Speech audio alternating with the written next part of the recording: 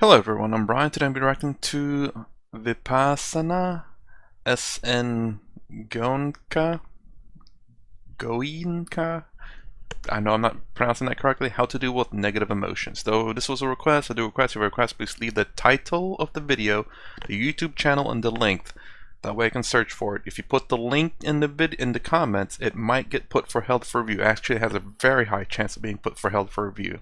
I have a feeling people are just putting links to stuff on comments. That's why a lot of it's going to the held for review. Anyways, so this is a completely new person I've never reacted to before, so I thought I'd go ahead and do it right now. I have a very little amount of time before I have to go do something else. That's the reason why I'm doing this. It's pretty short, so it's a nice introduction to this person and my experience with how to deal with negative emotions. It's always through understanding. I'm not saying my way is perfect. I'm saying it is a way. Honestly, probably not always going to be the best way, but it is a way. It's to understand why.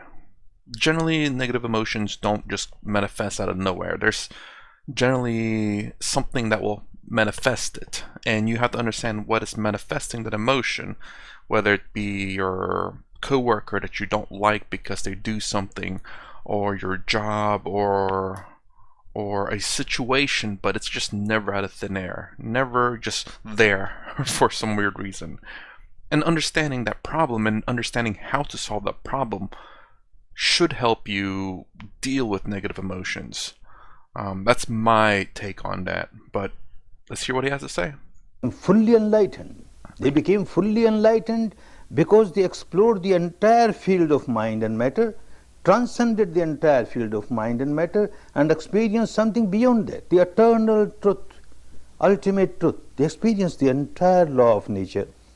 They understood that whenever you divert your attention, it appears as if you have put aside your negativity, but actually you have suppressed your negativity.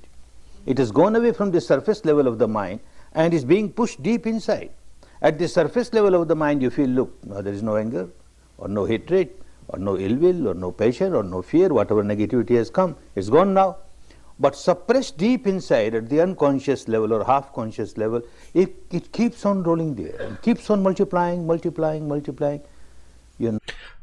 I was gonna. I need to also speak under what I understand as Advaita Vedanta as well, where if you understand yourself as separate from the body, separate from your thoughts, your emotions, and the physical elements of your body, that that's I do believe a really good way to understand that, you know, this emotions, your ailments, and all that is just part of the body, the physical body. If and also if you believe in that or experience that.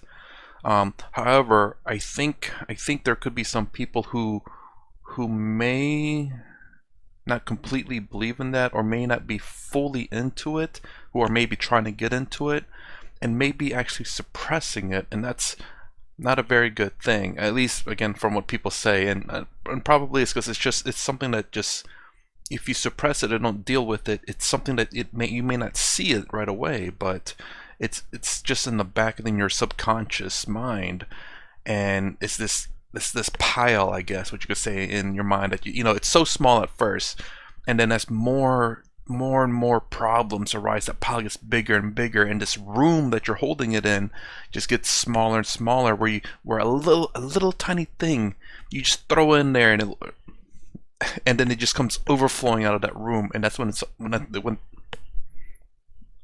when people snap or break, as they say, and start doing rampaging stuff, because they don't deal with the emotions and they just bottle it up. I need to slow down.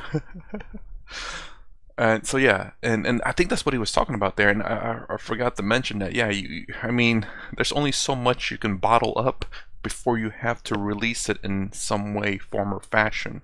It doesn't necessarily have to be talking to that person. It could be playing video games, running, skydiving, punching something that's inanimate, or just playing with your puppy or something like that, you know. Just a way to deal with it, to release it in a unharmful way.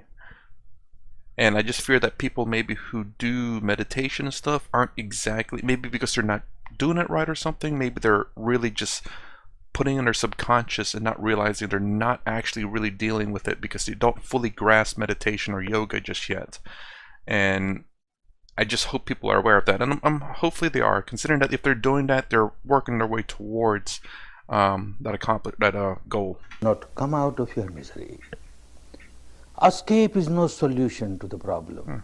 And these enlightened people found out. Observe it. Observe it.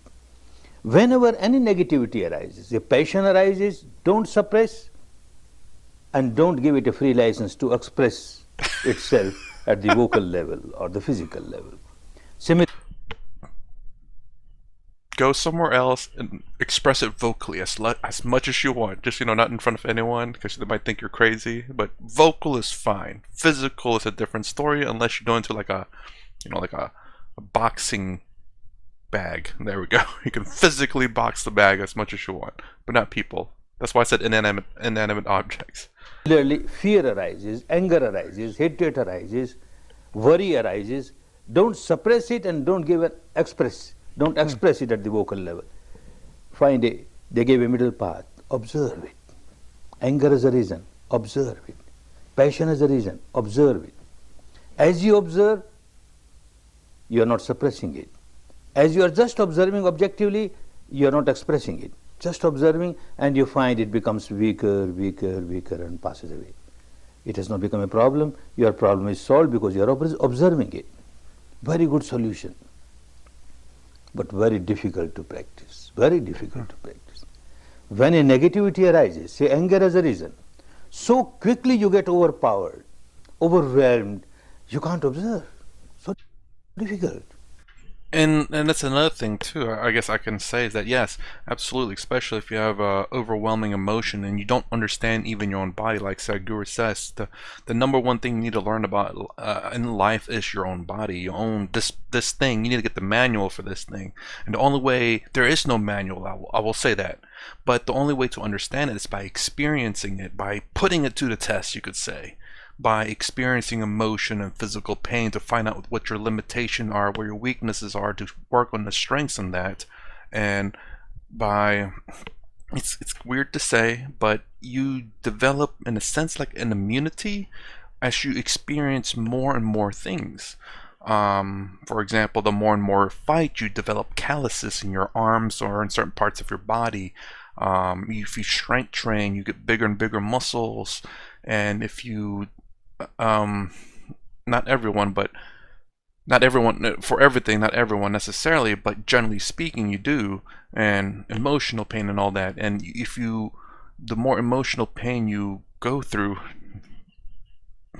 bad thing to say that, but generally speaking, you'd learn how to handle it.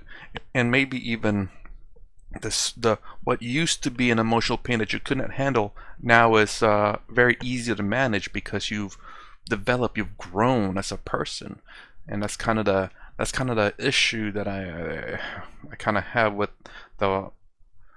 I don't necessarily think it's the Western world, but that seems to be the majority at the moment. But I do believe it to be a developed nation thing, although there are some countries out there who are developed and they're not exactly having these issues in a sense. It just seems to be Western so far, but it's the fact that because they're so cuddled and they try to cuddle and protect and not try to expose their children to the world, and they end up growing up to being incapable of handling obstacles in their life, whether it be emotional, physical, or problematic in terms of like non-emotional, non-physical. Like they don't know how to problem solve things, like they don't know how to fix things because they've never had to do it, and that just develops a very weak character, in my opinion. There's a saying that someone said that hard times, and it goes something along the lines like hard times develop strong people, easy times develop weak people, because they don't struggle so much, so they don't have to develop this sense of a strong character, I suppose you could say. It's so easy. Why would we need to? We have no reason to. So whenever hard times come, they break down sometimes. Let's continue, not talk too much. Something which you can't observe. There is no solution. Then it's only theoretically all right. but you can't practice it. These enlightened people, when they gave any sermon or any advice, it was practical advice. They knew very well that when a negativity arises, it is so difficult for anyone to observe the negativity, abstract negativity as it is. But they realized mind and matter are so interrelated. As soon as a negativity arises in the mind, say anger as a reason, passion as a reason, fear as a reason, any impurity as a reason, two things start happening at the physical level. One at a little gross level, other at a little subtle level. At the gross level, your breath will lose its normality. When you have anger or passion or fear, breath can never remain normal. It will become little fast, little hard. Yeah. When that particular impurity has gone away, again it will become normal. So something starts happening at the respiration level. And another thing at a subtler level, some biochemical reaction will start. Palpitation might become increased. Heat may be there. Perspiration may be there. Tension may be there. Something starts happening at the biochemical reaction of the body level. These two things, it is very difficult to observe anger as anger, abstract anger, passion as passion, abstract passion. But if one practices, it becomes easy to observe the respiration, to observe the sensation on the body. And this is what they started teaching. I mean, I know that that does happen to you. I mean, no one really notices. Like, you just know that you're getting angry, and then your body just reacts to that. That's a very interesting. I don't honestly get angry very often. Nor sad, nor emotional. I don't get emotional very often. I mean, I do sometimes, but different things for different reasons, like movies and stuff. But I don't usually get emotional in any sense. But I never thought about observing your breath. If I ever get angry or emotional, I will. Actually, maybe I do, but not when I'm angry, though. Angry is a different story. I don't think that's the one thing that you probably do lose more control of over other types of emotion, maybe. Because it was very clear that for ordinary person, once one gets developed, then it becomes easy. Even abstract anger, abstract passion can be observed objectively, otherwise not. Even if you sit to meditate, you can't meditate. Anger as a reason. First important problem that comes is you are so overpowered. You don't remember even that I should observe my respiration or my sensation or the anger. You just get overwhelmed with that. Then there must be somebody to remind you. You must have a private secretary around. Whenever anger comes, this private secretary must remind you, oh, look, master, anger is coming. And as Buddha said, you observe your anger, observe your anger. Private secretary will work for 8 hours only in the day. And I don't have agreement with the anger that you should come only when my private secretary is on duty. It can come any time in 24 hours. Any day in 365 days. So I must have 3 shifts, 3 private secretaries. Then every country have their own labor laws. You must give staggering holidays. So 4 private secretaries or 5 private secretaries. Hey, wait. Now, you sleep 8 hours a day now. So, 16-hour days. Unless you somehow stay up 24/7, then that's crazy. But only 2 shifts is good enough. Afford. Right, somebody is afforded. There is always, every moment, a private secretary like a shadow. And anger is a reason. And this private secretary will say, oh, look, master, anger. Anger, come out of the anger, observe anger. The first thing I do, I slap him. You fool. Are you here to teach me? I'm my own master, I know what to do. Anger. Anger is anger. All right, I have not behaved in the wrong way. And I thanked him. All right, you were kept for that purpose. You have advised me very good. Now I must observe my anger. How to observe anger? There is no shape of anger. There is no color of anger. You close your eyes and try to observe anger. What you will observe? Nothing. Only the object of anger. So-and-so said like this. So-and-so did like this. Something unwanted happened. Wanted didn't happen. And that keeps on coming in your mind. You are not observing anger. You are observing the object of the anger. And that is the stimulation for your anger. Your anger becomes more and more. You are not observing anger. And that is why enlightened people said, observe your respiration, observe sensation. Observing respiration, observing sensation, you are not diverting your attention to something else. Because this very sensation, this very respiration is like the other side of the coin. On the one side of the coin, you go to your mental negativity. On the other side, these physical things that are happening, your respiration becoming abnormal or your sensation on the body. So you are facing the problem. You are not running away from the problem. You are not suppressing the problem. A very wonderful solution was found. And for that one has to practice. No magic, no miracle. The old habit pattern of the mind was always give importance to things outside. Things outside. One never tried to understand what is happening inside.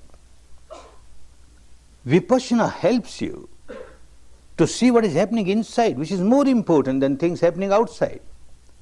When all importance is given to things outside, then one always remains under the delusion that I am miserable because of things outside. I am miserable because so-and-so said like this or so-and-so did like this.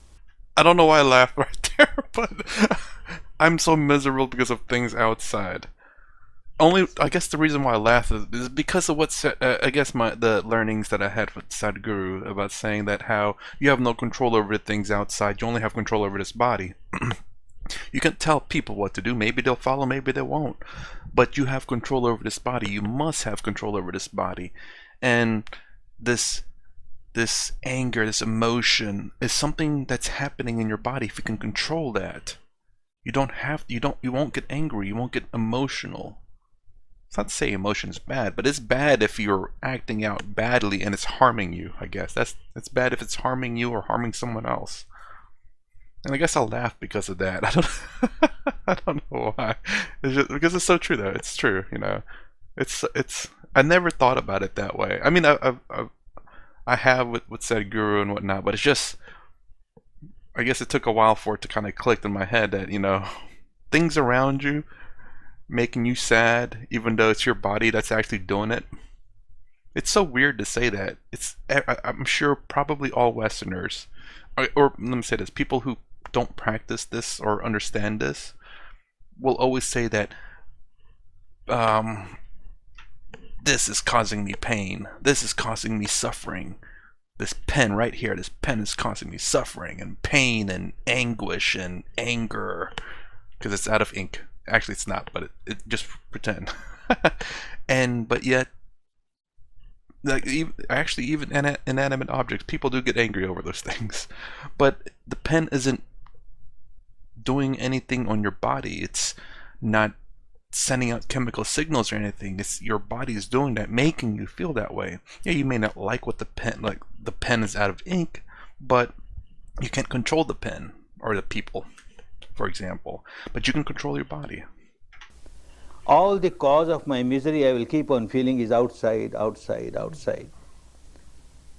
A husband will say, if my wife changes a little, our house will become like a heaven, everything will be all right. She has to change a little. And ask the wife, she says the husband has to change a little. Little change in the husband, oh, wonderful. Father will say the son should change a little. Son will say the father should change a little. Mother-in-law will say the son-in-law should change. The daughter-in-law should change. And the daughter-in-law, son-in-law will say the mother-in-law should change.